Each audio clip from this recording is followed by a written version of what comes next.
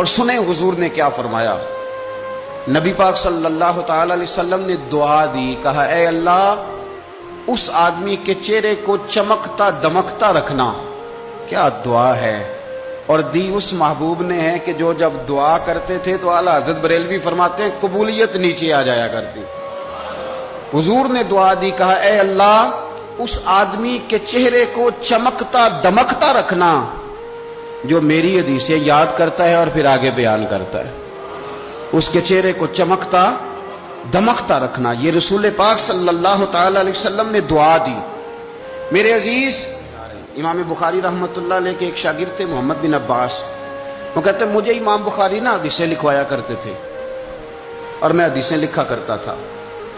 جب آپ حدیث پاک پڑھتے ہیں یا حدیث پاک سنتے ہیں تو کئی دفعہ ایسے ہوتا ہے کہ آپ کوئی واقعہ اچھے طریقے سے پڑھ رہے ہیں حضور کے دور کا صلی اللہ علیہ وسلم، یا سن رہے ہیں، ایسے لگتا ہے کہ وہ منظر آنکھوں کے سامنے گھوم گیا ہے۔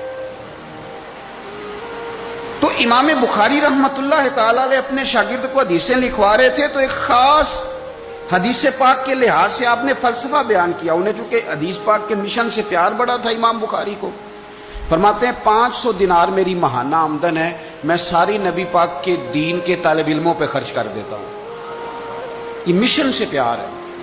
تو امام بخاری رحمۃ اللہ تعالی علیہ کے شاگرد محمد بن عباس فرماتے ہیں میں حدیثیں لکھ رہا تھا تو انسان تھک جاتا ہے، کہتے میں لکھتے لکھتے امام صاحب چونکہ لکھواتے جا رہے تھے تو میں تھک گیا۔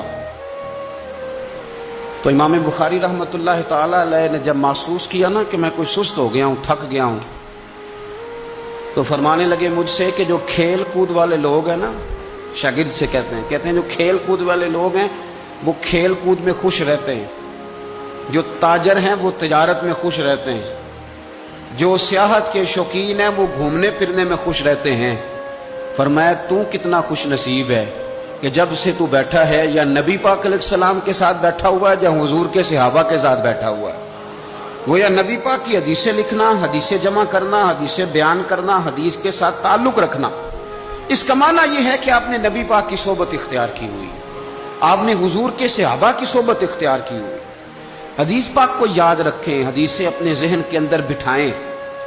ایک حدیث پاک میں نبی پاک صلی اللہ علیہ وسلم نے فرمایا جس نے 40 حدیثیں جمع کر کے میری امت تک پہنچائی، اللہ قیامت کے دن اسے علماء کے ساتھ کھڑا فرمائے گا۔ حدیثوں کو یاد رکھیں۔ میرا آپ کو مشورہ ہے کہ رات کو بیٹھ کے لکھیں آپ کو کتنی حدیثیں یاد ہیں، جو یاد ہیں وہ لکھیں، اور حضور صلی اللہ علیہ وسلم کی باتوں کا ذکر کریں۔ کسی شاعر نے ایک جملہ کہا تھا پر بڑے بہترین کہہ دیا، وہ کہنے لگا یا رسول اللہ صلی اللہ علیہ وسلم میری تو بات بن گئی ہے بس تیری بات کرتے کرتے۔